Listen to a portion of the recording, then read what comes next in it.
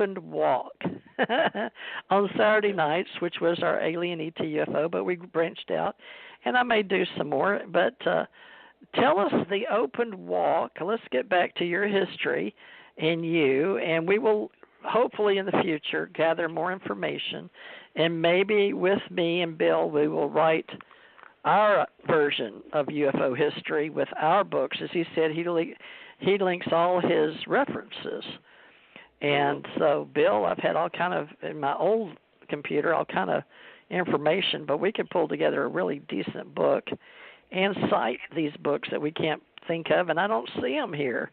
That's unfortunate that a lot of books get away from us, and only the old guys are going to remember, like Stanton Friedman. Dr. Bruce Maccabee is one of our ACO members. Some of the greatest investigators, Dr. Daryl Sims, he's been an alienologist. He was our first. We're going to make him the godfather of alienology versus Stanton T. Friedman, the father of ufology. Right. The first ufologist and the first alienologist. But help us with the Open Walk. Go ahead and go into the broader expanse of who you are and why this came to be. Give us the Open Walk. You're going to be the father of the Open Walk. You're literally the author. That's true. Are you not? Absolutely. It was many years that went into this book. It's, the specific research, I guess you might say, I did almost 3 years as I was working on it and leading up to its ultimate completion. But prior to that, you could say pretty much all of my life has been leading to this book in some ways. As a kid, I guess I was probably about 11 years old when I started having a very unusual thing happening to me sometimes when I would lay down, either at night or sometimes when I just laid down for a nap. Instead of going to sleep, I went into a kind of trance-like state, and then I'd find myself spontaneously somewhere other than where my body was.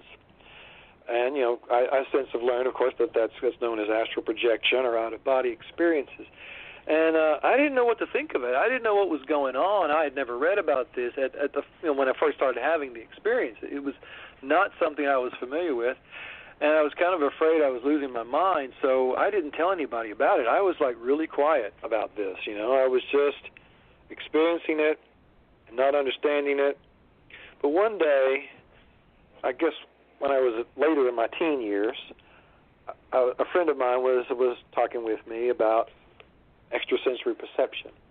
And I thought, maybe I can trust him because, he was the first person who had said anything that sounded even remotely similar to the kind of stuff I was experiencing. So I mentioned it to him. He said, you need to read this book. And he pointed it out to me. We were in a library at the time, so he pointed the book to me. The title of the book was simply ESP.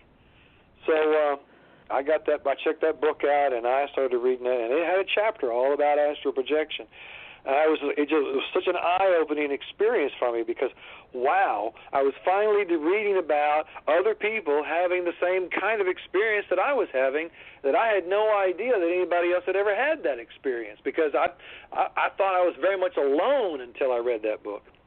So that book was really very helpful to me. But it opened me up, too, to a bigger universe, I looked at what I was being taught in church.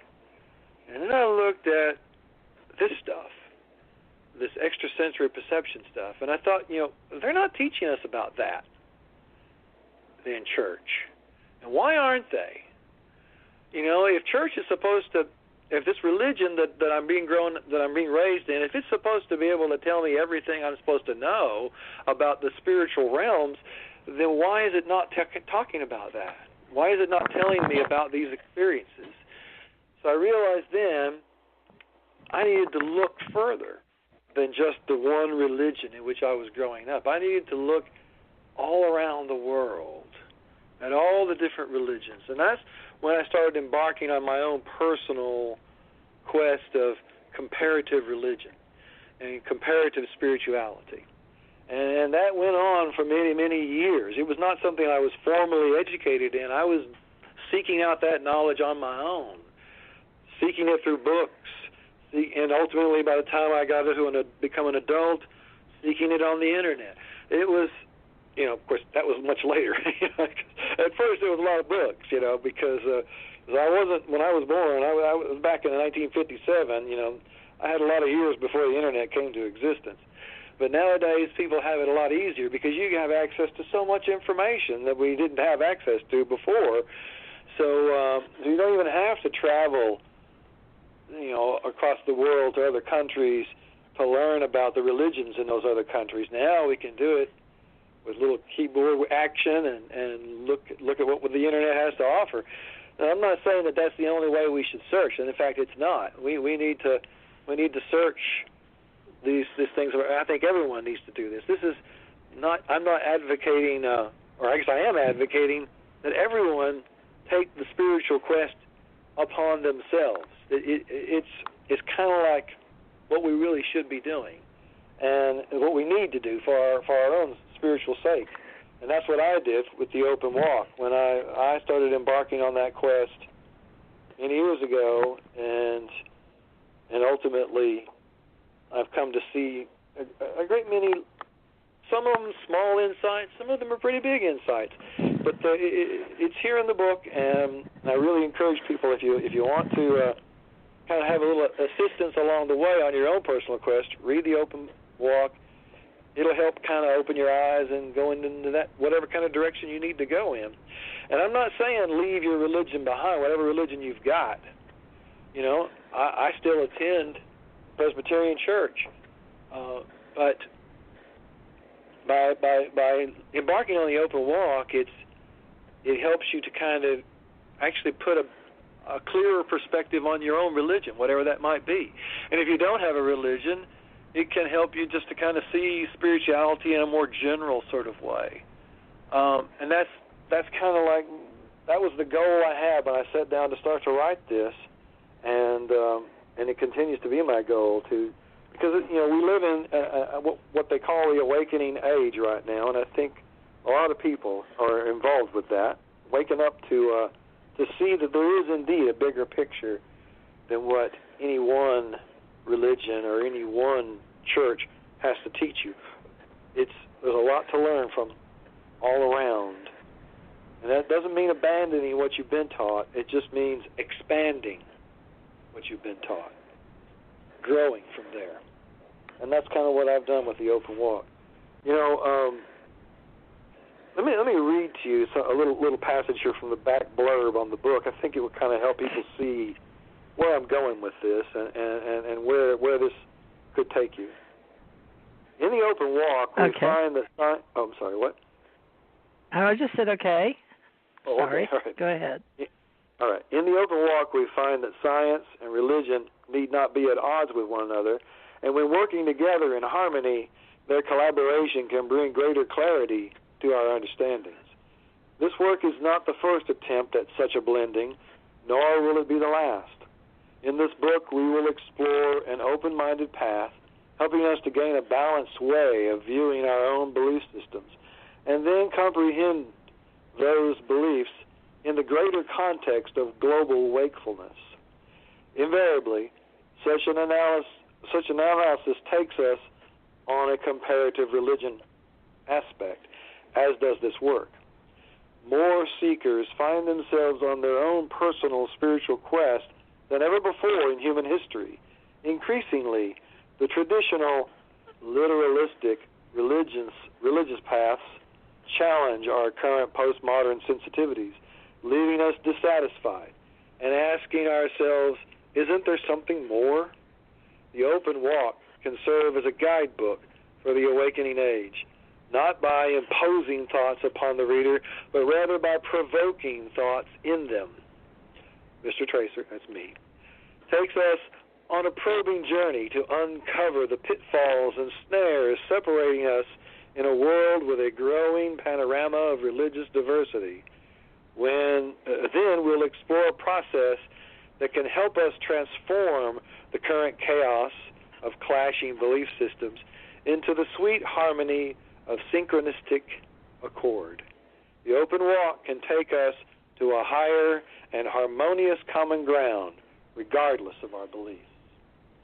I think that really sums up the book, about as best as I can sum it up, and that's why I made that into the back blurb, so that people could look at that and just get that idea about what to expect inside these covers of this book. So that's what it's about. It's about finding that harmony and finding that there is indeed a harmony, and that we can, in fact, still retain whatever religion that our heart leads us to, and also have harmony with all the other ones, with all the other spiritual paths. I compare it to like a symphony.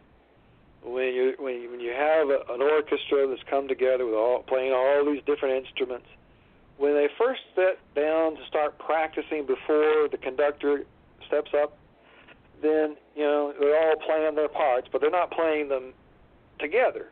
And so it just sounds like a cacophony of noise, all kinds of chaos of noise and stuff. Oh, what is this? And then the conductor gets up there and he taps his little wand on the pedestal, and he gets all these people together, and each of them still play their separate parts, but they do it in harmony with one another. They do it according to that conductor, and then it becomes a beautiful piece of music. It's not chaos anymore. You know what?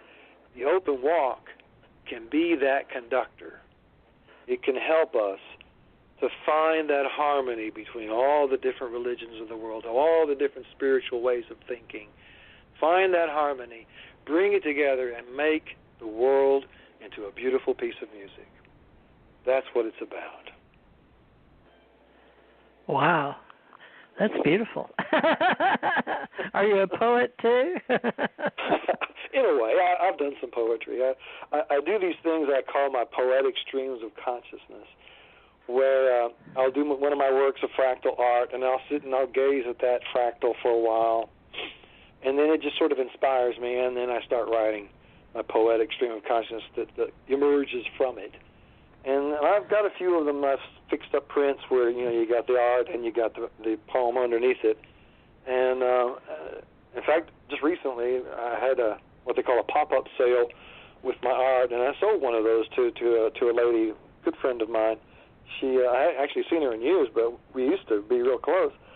She came to the pop-up sale and she really liked it. It was actually kind of like a love poem in this beautiful fractal that has a lot of reds, and it actually has these forms that kind of look like a heart in the middle. So that was why it inspired me to write that love poem, and she really liked it. So she got that. So I do both. I do prose and poetry as well, and I do my art. So I'm a multi-creative person, I guess you could say. Well, that's good. And you want to share the part you said you put my name in the book, and where was that? Yeah, okay. We'll stroke that ego a little. See where I'm going with this. Yeah, you're too smart for me, but you told me today, and I said, okay. I'm going to have to put that on the radio show. Yeah, I dedicated it to you, Theresa. This is what I said. A little tongue-in-cheek. Yeah, okay, folks. We've done some stuff together. We've slept together, not in the same bed, okay? Yeah. We broke bread together. Yes, yeah. Same house. And we've gone and been on the same panel, paranormal panel. We have a history. What can I say? That's right. With that said, a lot of these radio shows, not recently, but yes, we have. Anyway, good. The dedication in the open walk says, to my good friend Theresa J Morris, whose encouragement and gentle kindness has been a significant part of bringing me out of my own self-made shell of isolation. And then I got one of my works of fractal art is also on that page, along with it. It's called Particularized Dream Time. When I made this work, a friend of mine looked at that, or my friend David, he looked at this work of art and he said, that looks like one of those Dreamtime works of art the Australian Aborigines make. So that's why I I go ahead and